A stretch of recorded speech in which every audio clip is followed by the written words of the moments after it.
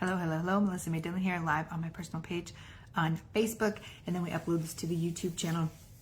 Although I'm kind of seeing, I feel like I have different identities when I go live. What I mean by that is today I went live in my Facebook group for Insurance Exam Queen, and it was awesome and amazing. And I made this commitment to go live 365 days this year. And Melanie Anlayer is one of the people who did this first. And she talks about how she went live every single day for a year, and it really helped to grow her business, her audience, and her money, and all the things with going live every single day. Being able to speak clearly, being able to share her stories the way she wanted. It was an awesome, awesome experience for her.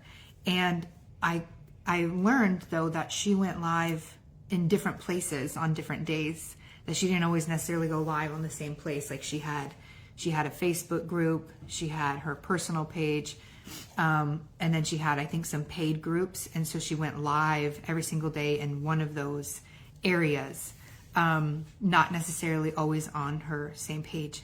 And I was thinking about that as I went live today on my Insurance Exam Queen page. I was like, yeah, what if my commitment to go live every single day is in different places? That way, some days I really like talking about the insurance exam. And then there's some days where it's like I have awesome things that I want to say, like live on my personal page. And then other times it's kind of more like I'm coming live just because I'm coming live. Like those could be the times I could possibly be in the Insurance Exam Queen group. So I'm kind of playing around with the idea of what does it mean to going live every single day, obviously getting on camera, going live, talking every single day, 100%. But I'm thinking about, does it always have to be live on my personal page? Can I split it up? And Melanie Anlayer did. Like I said, she went live in different places. So I've been debating that, but I almost was going to decide that that's what I was going to do, and put that on my Facebook page. Like I went live inside of Insurance Exam Queen. But when I went live in that group, I was telling them how I'm going live every single day on my personal page. So, but I just thought it was cool to kind of play around with the fact that I show up kind of as different identities, and how long do we spend in them? How long do I like showing up this way? Talking about the exam. I spent so many hours talking about the exam for so long that I'm really good at talking about the insurance exam, but it's not all that I want to talk about all the time, but I love still talking about it. So it's like, I'm kind of figuring out what I'm doing with, the business. I have the Insurance Exam Queen business. I have Melissa May Dillon, and there's, teaching people about the insurance exam. And then there's teaching people about being madly in love with their life, building a business, feeling good every day, healing their wounds, like all kinds of stuff.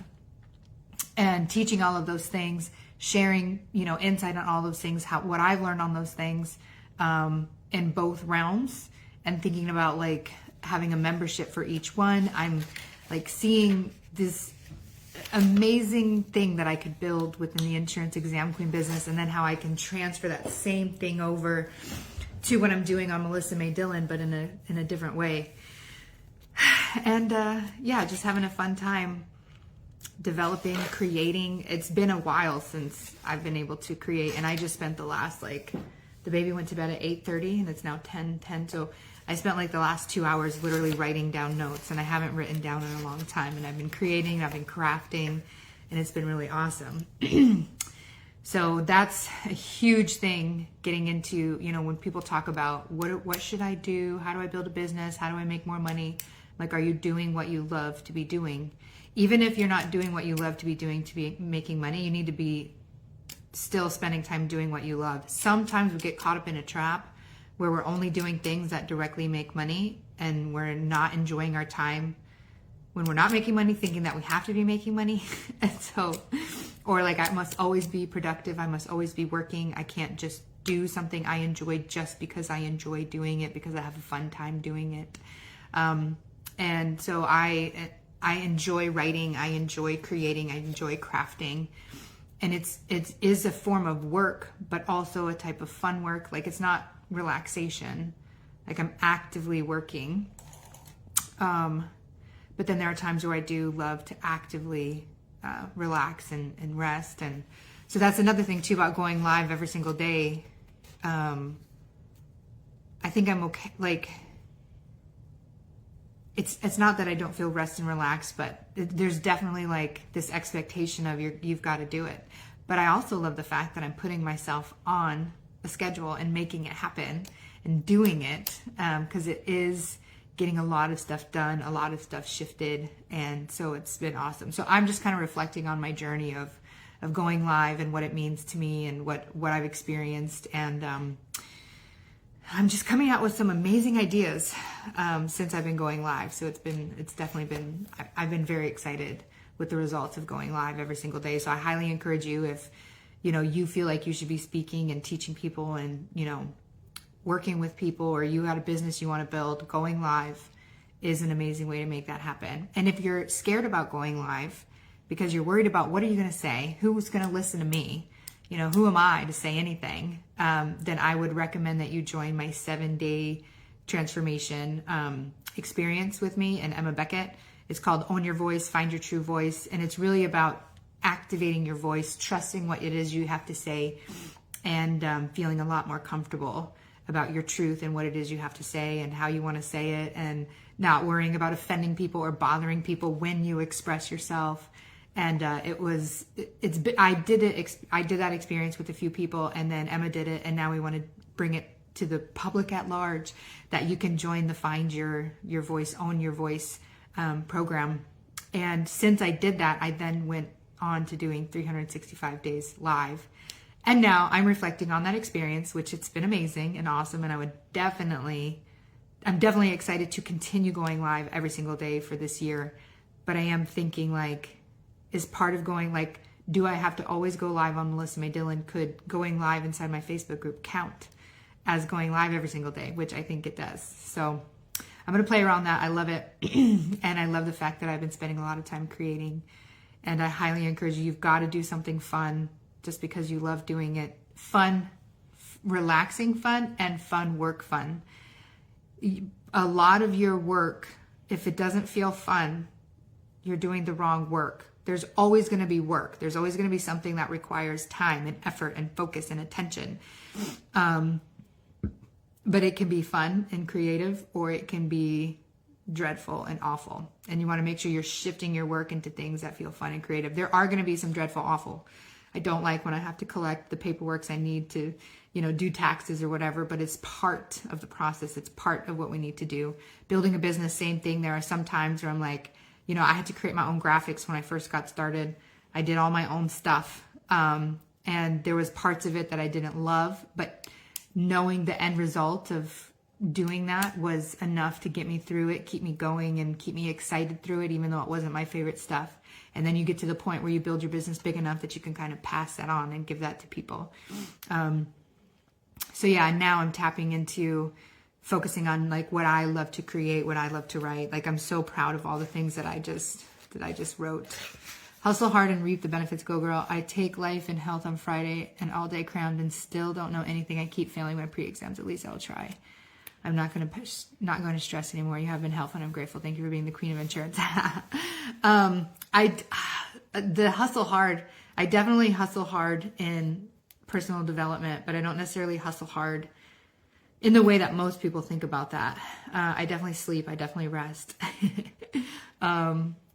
There were times where I wouldn't sleep and I wouldn't rest, trying to build something, trying to grow something. So that's what I mean with that.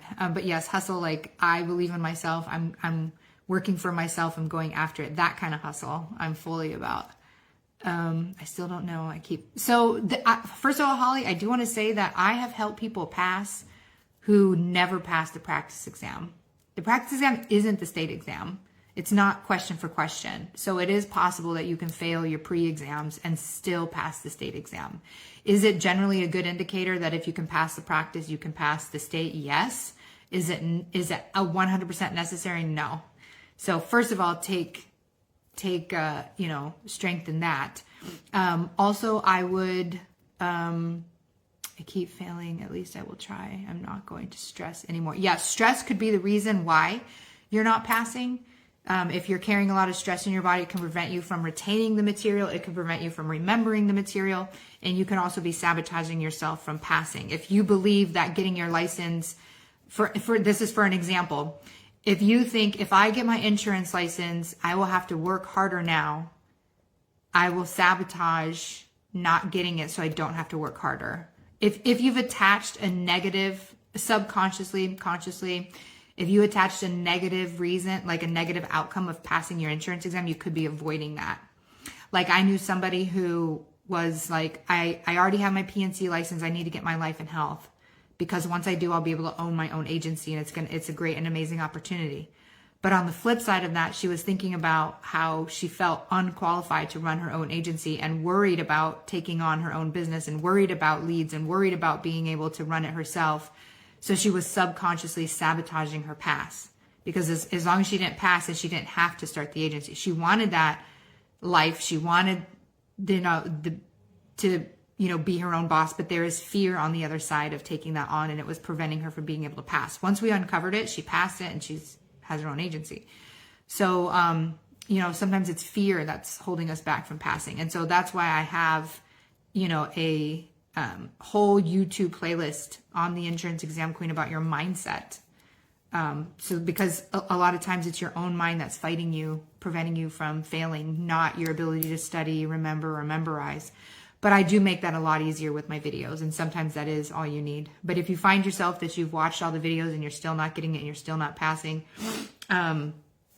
what's most people end up in, I've watched the videos, I feel like I get it, and I'm still not passing. That's usually a mental or emotional reason that's blocking you from passing, and you're going to want to dig into that, because there's no amount of studying that will prevent your self-sabotage if you think passing the exam is going to have a negative impact. And we do that with everything. Like, for instance, even like when I had a potential partnership with somebody else, I'm like, this is going to be a lot more work for not enough money. And I attached a negative outcome on the partnership, even though I wanted it. I had attached a negative outcome to it. So then I shifted it. I didn't want it. But yeah, so you can end up self-sabotaging if there is something lingering. And there's so many other reasons, just feeling the pressure, the job, or I just identified tonight someone was struggling with their mom. Their mom was telling them not to do it. You don't have time. Don't bother yourself with studying or passing the exam. And so she had the intention of proving her mom wrong. I'm going to prove you wrong. So she's heading in to pass the exam with an intention that is out of alignment with who she is. Does she want her mom to feel awful and bad and wrong? And no, she doesn't want her mom to feel that way. But is it like, I get it. If your mom is saying those things to you, you can be like, I'm going to show you, I'm going to prove you, like I relate to that feeling 100%. But in that situation, trying to pass the exam, her intention was to prove her mom wrong. What if her intention to pass the exam is, I want to have a new career, do a new thing, I'm excited about it.